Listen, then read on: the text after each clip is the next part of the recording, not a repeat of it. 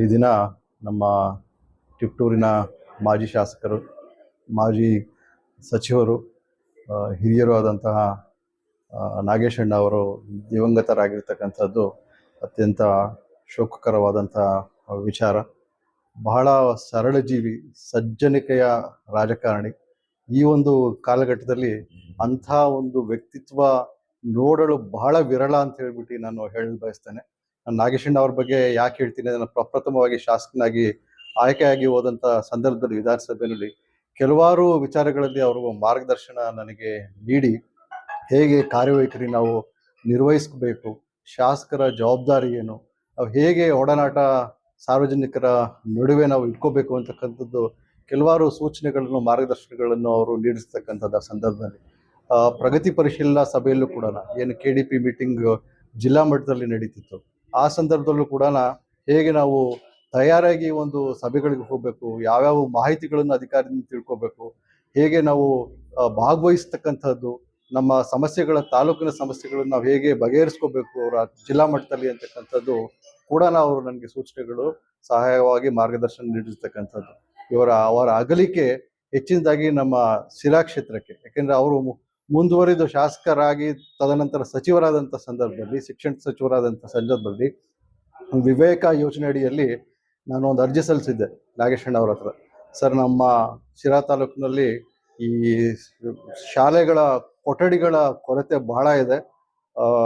ಏನು ವಿದ್ಯಾರ್ಥಿಗಳು ಬಹಳ ಒಂದು ಏನು ಕಷ್ಟಕರ ಒಂದು ಸಂಗತಿಯಲ್ಲಿ ಶಾಲೆಗಳಿಗೆ ಒಂದು ವಾತಾವರಣ ಏನಿದೆ. ಯಾಕೆಂದ್ರೆ ಮೇಲ್ಛಾವಣಿ ಇಲ್ಲ, ಕೆಲವು ಕಡೆ ಮೇಲ್ಛಾವಣಿಯಿಂದ ನೀರು ಸುರಿಸ್ತಕ್ಕಂಥದ್ದು, ಈ ರೀತಿಯ ದುರಸ್ತಿ ವ್ಯವಸ್ಥೆಗಳು ನಮ್ಮ ತಾಲೂಕಿನಲ್ಲಿ ಕಾಣ್ತಾ ಇರ್ತಕ್ಕಂಥದ್ದು.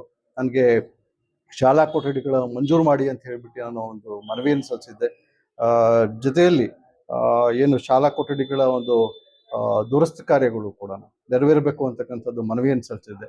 ಅವ್ರು ಕೂಡಲೇ ಸ್ಪಂದಿಸಿ ಸುಮಾರು 54 ಹೊಸ ಕೊಠಡಿಗಳನ್ನು ಸಿರಾ ತಾಲೂಕಿಗೆ ಮಂಜೂರು ಮಾಡಿ ಅದಕ್ಕೆ ಆರ್ಥಿಕ ಅನುಮೋದನೆ ಕೂಡ ನೀಡಿ, ಅವರ ಅನುಮೋದನೆ ನೀಡಿ ಒಂದೇ ತಿಂಗಳಲ್ಲಿ ಹಲವಾರು ಜಾಗಗಳು ಸುಮಾರು 54 ಕೊಠಡಿಗಳು ಕೂಡ ನಾವು ಗುದ್ಲಿ ಪೂಜೆ ಮಾಡ್ತಕ್ಕಂಥದ್ದು, ಶಂಕುಸ್ಥಾಪನೆ ಕಾರ್ಯಗಳನ್ನು ಕೈಗೂಡ್ತಕ್ಕಂಥ ಒಂದು ಕಾರ್ಯಗಳು ಕೂಡ ನಾವು ತೊಡಗಿಸ್ಕೊಂಡಿಲ್ಲ. ಆ ಸಂದರ್ಭದಲ್ಲಿ ಇವತ್ತು ನಿಜಕ್ಕೂ ಕೂಡ 54 ಕೊಠಡಿಗಳು ಸಿರಾ ತಾಲೂಕಿನಲ್ಲಿ ಏನು ಹೊಸದಾಗಿ ನಿರ್ಮಾಣ ಆಗಿದೆ, ಅವರ ನಾಗೇಶ್ ಅಣ್ಣ ಅವರ ಕೊಡುಗೆ ಅಂತ ಹೇಳ್ಬಿಟ್ಟು ಬಹಳ ನಾನು ಹೆಮ್ಮೆಯಿಂದ ನಾನು ಹೇಳ್ಕೊತೇನೆ. ಜೊತೆಯಲ್ಲಿ ದುರಸ್ತಿ ಕಾರ್ಯಗಳು ಸುಮಾರು 200ಕ್ಕೂ ಹೆಚ್ಚು ಶಾಲೆಗಳಿಗೆ ದುರಸ್ತಿ ಕಾರ್ಯಗಳು ಆಗ್ಬೇಕಾಗಿರ್ತಕ್ಕಂಥದ್ದು ಆ ಸಂದರ್ಭದಲ್ಲಿ ಸಿರಾ ತಾಲೂಕಿನಲ್ಲಿ.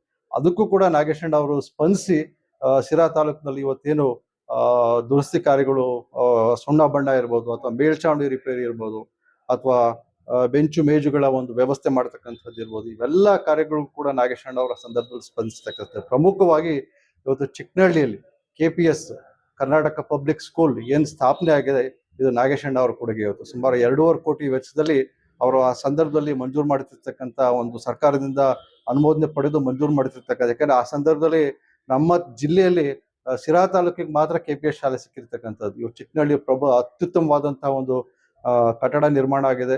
ನೂರಾರು ವಿದ್ಯಾರ್ಥಿಗಳು ಅಲ್ಲಿ ತಮ್ಮ ಜ್ಞಾನವನ್ನು ಪಡಿತಕ್ಕಂಥ ಒಂದು ವ್ಯವಸ್ಥೆಯಲ್ಲಿ ಉಂಟಾಗಿದೆ ಇವತ್ತು. ಇವೆಲ್ಲ ನಾಗೇಶ್ ಅಣ್ಣ ಅವರ ಕೊಡುಗೆ ನಮ್ಮ ತಾಲೂಕಿಗೆ.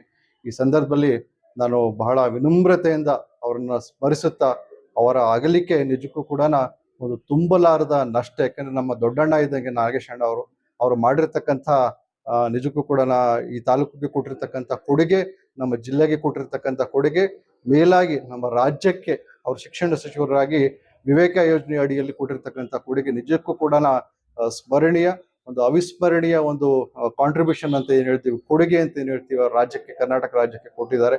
ಅವರ ಅಗಲಿಕೆ ನಿಜಕ್ಕೂ ಕೂಡ ಎಲ್ಲರಿಗೂ ತುಂಬಲಾರದ ನಷ್ಟ. ಅವರ ಕುಟುಂಬಕ್ಕೆ ಈ ಒಂದು ದುಃಖವನ್ನು ಸಹಿಸ್ತಕ್ಕಂಥ ಶಕ್ತಿ ಭಗವಂತ ಅವ್ರಿಗೆ ನೀಡ್ಲಿ ಅಂತಕ್ಕಂಥ ಮಾತನ್ನು ಈ ಸಂದರ್ಭದಲ್ಲಿ ಹೇಳ್ತಾ ಅವರ ಆತ್ಮಕ್ಕೆ ನಾನು ಚಿರಶಾಂತಿಯನ್ನು ಕೋರ್ತೀನಿ. ನಮಸ್ಕಾರ ಸರ್. ಹೆಚ್ಚು ಕಮ್ಮಿ ನಾನು 100 kg ಇದ್ದೀನಿ, ಸಣ್ಣ ಆಗ್ಬೇಕು, 75 kg ಬರಬೇಕು ಅಂತ ಯೋಚನೆ ಮಾಡ್ತಿದ್ದೀರಾ? ನಮ್ಮ ಜೀನಿ ಸ್ಲಿಮ್ ನ ಯೂಸ್ ಮಾಡಿ ಸೈಡ್ ಎಫೆಕ್ಟ್ ಇಲ್ದಂಗೆ ಆರಾಮಾಗಿ 75 kg ಬರ್ತೀರಾ.